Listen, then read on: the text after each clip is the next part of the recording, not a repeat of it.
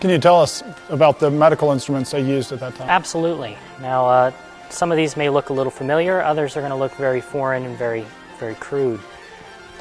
When a soldier comes in with a typical wound, let's say in his extremity in his arm, one of the first things we're going to need to do is evaluate the condition of the bone, the placement of the bullet. So we'll need to probe and investigate in there. And one of the best tools for that is simply called a probe. Now this will go right into the wound and it will investigate what's in there.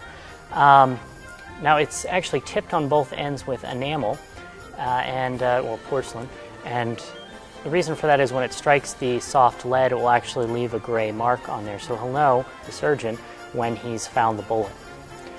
Now the surgeon may deem it necessary to extract the bullet. If the bullet is embedded in bone, this is one of the best options. This is for an extraction. It's simply got a pretty sharp screw on there that is used to forcefully screw into the soft lead and pull it out. If that is not necessary, we may simply pull it out with these, more like a plier, forceps, pulling it out. One of the most common kinds of amputation is simply a stump amputation or a circular amputation. And what we're going to do with that is we're going to use amputation knives like these. And we will, this isn't sharp, so don't worry, but we would make a circular incision. And we would cut through the skin and then the flesh all the way down to the bone. And we would pull that tissue up from away from where we need to actually do the cutting. And the cutting is done with a very simple implement. I think we know what this is used for. This is a bone saw. This is a capital saw. So it's used for sawing right through the bone. So once you have separated the bone, you can remove the limb, and they're just discarded, piled up outside of the barn or whatever the surgical hospital is, and buried in a pit later. The reason why we pulled the flesh up so far on the bone is that now that we have sawn off the bone, and before we close it up, we're going to try to clean it up a bit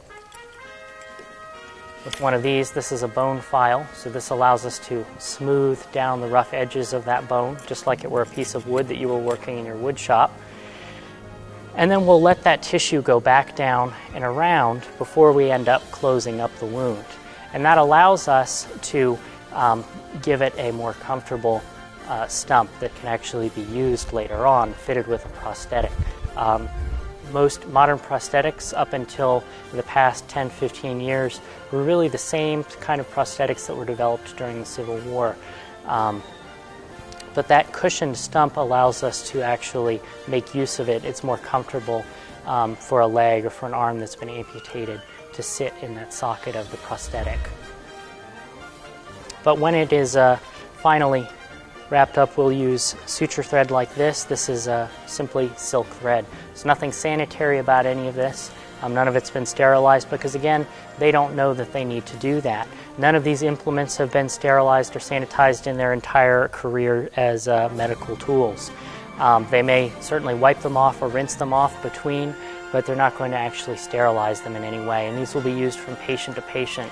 Now we don't reuse things like that, but it was standard practice. Now, if you look at the handles on these tools, you see that they're made out of wood. Oftentimes they were also made out of gutta percha, which was a hard kind of rubber.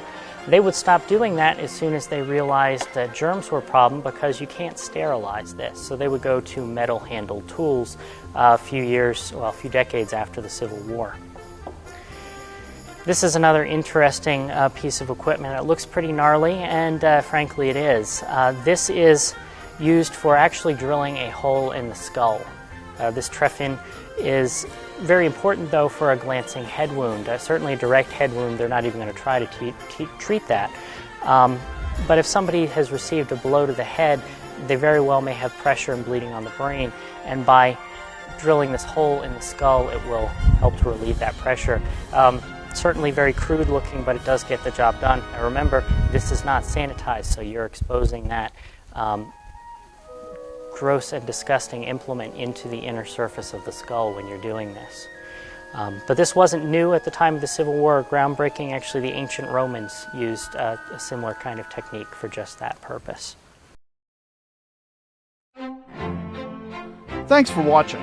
If you enjoyed this video, please subscribe and share it with your friends. You can also visit www.discerninghistory.com for more videos and other resources.